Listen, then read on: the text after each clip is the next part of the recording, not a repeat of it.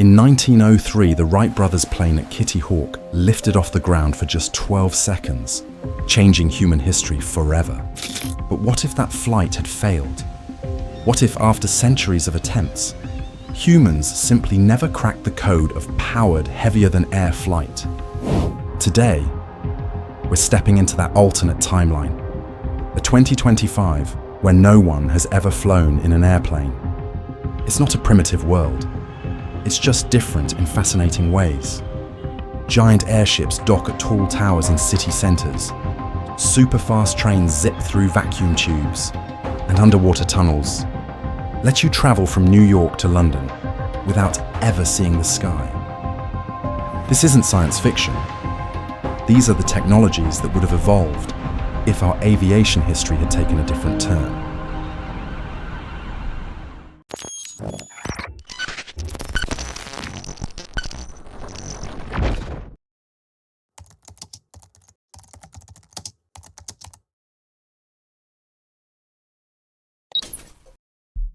Look up at the sky in our alternate 2025.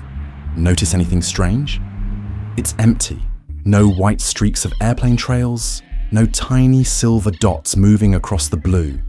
Just clouds, birds, and maybe a few large airships floating by. This is your first clue that you've entered a world where airplanes never existed. In this timeline, the Wright brothers crashed at Kitty Hawk in 1903. Their plane never left the ground again. After that failure, other inventors tried for decades to make heavier-than-air machines work. But each attempt ended in disappointment. By the 1940s, scientists reached a conclusion. Humans simply couldn't safely fly in powered aircraft. It wasn't meant to be. So what happened next? People still needed to travel long distances. Businesses needed to ship products quickly. The world needed alternatives that could match what we expect today. Humanity didn't give up. We adapted. You might be surprised how similar this alternate 2025 feels to our real world. People still use smartphones and the internet. They watch streaming shows and play video games. They order packages online and receive them at home. The key difference is how everything moves from place to place. Cities in this world look remarkably different, without airports taking up huge areas of land. Think about how massive airports are in our world. Urban centres grew in new patterns. No noise restrictions from flight paths means buildings rose taller in areas that would normally have height limits.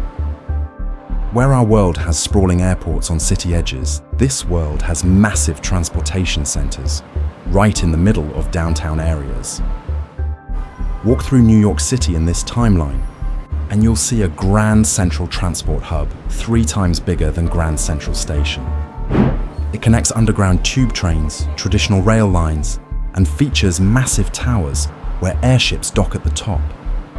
These hubs become the beating hearts of major cities, with hotels, restaurants, and businesses clustered around them. The global economy works differently too. Products still move around the world, but on different schedules.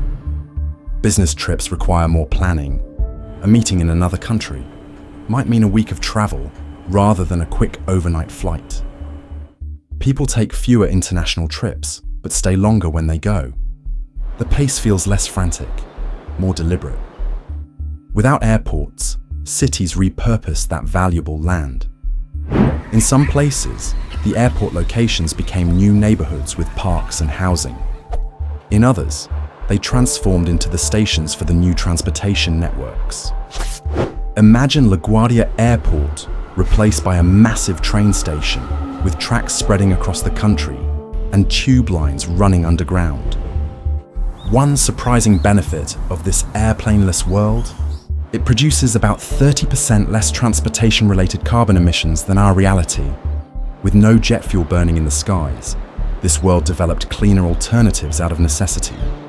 Electric trains, solar-powered airships, and efficient shipping methods all emerged as priorities when air travel wasn't an option. Life moves a bit slower in this world. A trip from America to Europe takes 2 days instead of 8 hours. Packages from overseas arrive in a week rather than overnight. But people adjusted to this rhythm. They plan better. They appreciate distance more. The journey itself becomes part of the experience, rather than just the destination. This world feels more connected to geography. People understand the actual distance between places because they physically experience crossing that space. Mountain ranges, oceans, and rivers remain meaningful barriers that shape how people travel, not just features you fly over without noticing. As we look up at those empty skies, let's explore what replaced airplanes as our primary way to cross continents and oceans. First, let's examine the silver giants that glide through the air, connecting cities and continents in ways the Wright brothers could never have imagined.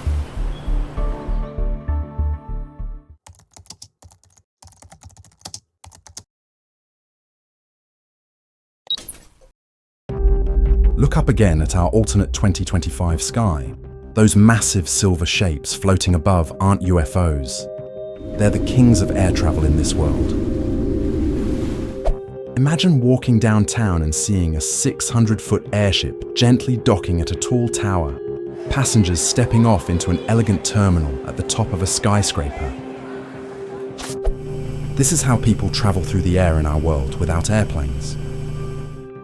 When airplane technology failed to take off, engineers took a second look at lighter-than-air travel. Remember those old black and white photos of Zeppelins from the 1930s? In our timeline, those airships fell out of favor after disasters like the Hindenburg. But in this alternate world, aviation engineers never abandoned them. Instead, they solved the problems that made early airships dangerous. The biggest challenge was safety. Those early airships used hydrogen, super lightweight, but extremely flammable.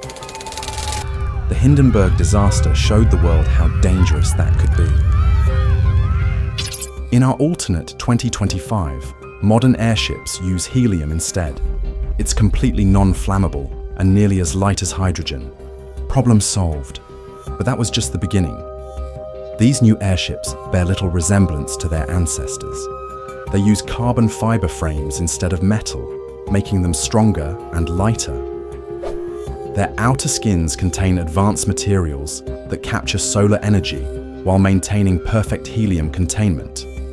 And their electric propulsion systems, powered by that solar energy, push them through the sky at speeds up to 150 miles per hour. Without airplanes competing for research dollars, billions went into making airships better and faster. The typical passenger airship in 2025 stretches nearly 800 feet long. That's almost 3 football fields. Inside, they carry up to 500 passengers in accommodations that make first-class airplane seats look cramped. A trip across the Atlantic takes just under 48 hours, but passengers hardly mind the extra time. What's it like aboard one of these sky giants? Nothing like the cramped experience of air travel in our world. Picture spacious cabins with actual beds, not just seats that recline. Imagine restaurants with fresh food prepared by chefs, not microwave meals in plastic trays. Think of observation lounges with floor-to-ceiling windows where you can watch the Atlantic Ocean pass beneath you. It's more like a cruise ship in the sky than anything else. Major luxury airship lines like Oceanic and Transworld now dominate international travel.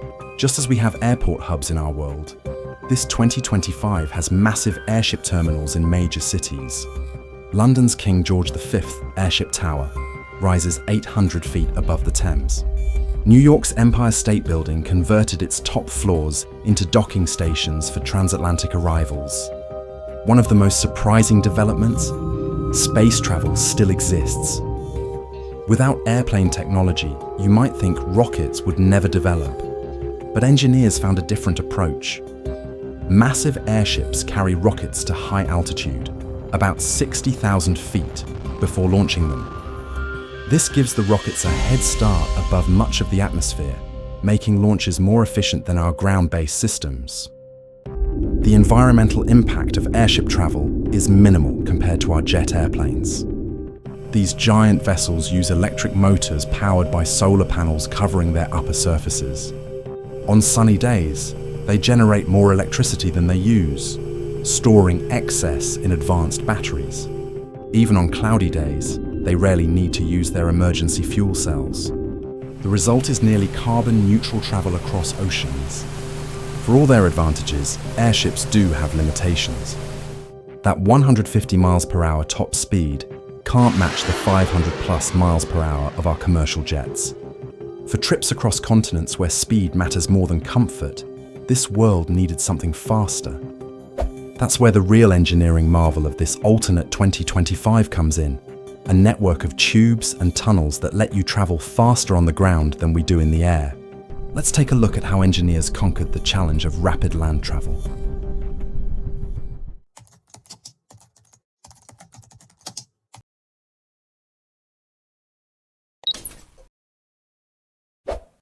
Imagine stepping into a sleek white pod at a New York station.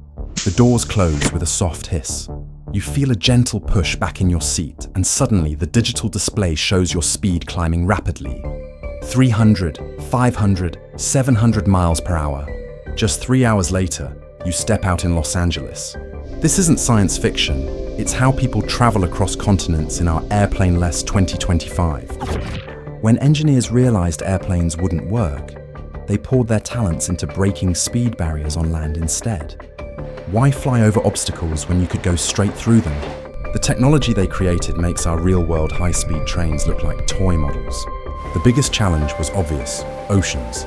Airships worked well for comfortable travel, but what about shipping cargo quickly? Or when passengers needed to reach Europe faster than the 2-day airship journey? This problem sparked the most ambitious engineering projects in human history. The solution came in the form of vacuum tube trains. These aren't regular trains, they're sleek magnetic levitation vehicles that float inside giant tubes where most of the air has been removed. Without air resistance, these trains reach speeds over 700 miles per hour. The pods don't even touch the tracks, floating on magnetic fields that eliminate friction completely. The North American tube network became the crowning achievement of continental transportation. This massive web connects every major city in the United States, Canada, and Mexico. A business meeting in Chicago today and another in San Francisco tomorrow, no problem. The travel time between the coasts, just 3 to 4 hours, matches what we achieve with airplanes in our world. But engineers faced their greatest challenge with ocean crossings. The solution they created sounds impossible at first: the transatlantic tunnel. Completed in 2020, after 15 years of construction, this engineering marvel connects New York directly to London. Inside this tunnel, high-speed trains make the crossing in just under 4 hours. How does an underwater tunnel spanning thousands of miles actually work? The secret is floating tunnel technology. Instead of resting on the ocean floor, which would be impossible at Atlantic depths, the tunnel hangs suspended about 160 feet below the ocean's surface. Giant cables anchor it in place, similar to how suspension bridges work. At this depth, the tunnel avoids surface storms and ship traffic, while not having to descend to the crushing depths of the ocean floor. Inside, the tunnel contains 2 separate tube systems, one heading east, one west. The trains run through vacuum conditions just like on land, maintaining speeds of over 700 miles per hour even under the ocean. Special safety sections every 50 miles provide emergency access points and maintenance stations. The medical benefits of this system surprised everyone. Special medical transport tubes with priority access can rush patients between major hospitals at top speeds. Need a rare specialist or organ transplant? The tube network can connect patients to treatment centers faster than helicopter transfers in our world.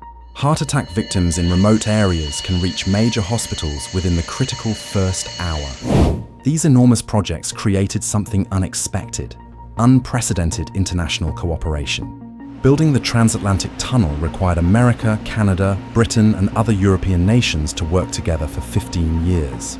Similar projects now connect Asia to North America through the Bering Strait and link Australia to Southeast Asia. This cooperation formed stronger global alliances than we see in our timeline. The tunnels themselves became symbols of human achievement. The entrance to the transatlantic tunnel in New York features a massive glass atrium where visitors can watch the sleek trains disappear into the tube, beginning their journey under the ocean. In London, the arrival station includes a museum chronicling the tunnel's construction, complete with pieces of the massive boring machines that created this underwater passage. With continental and intercontinental travel solved through these innovations, the absence of airplanes affected much more than just transportation.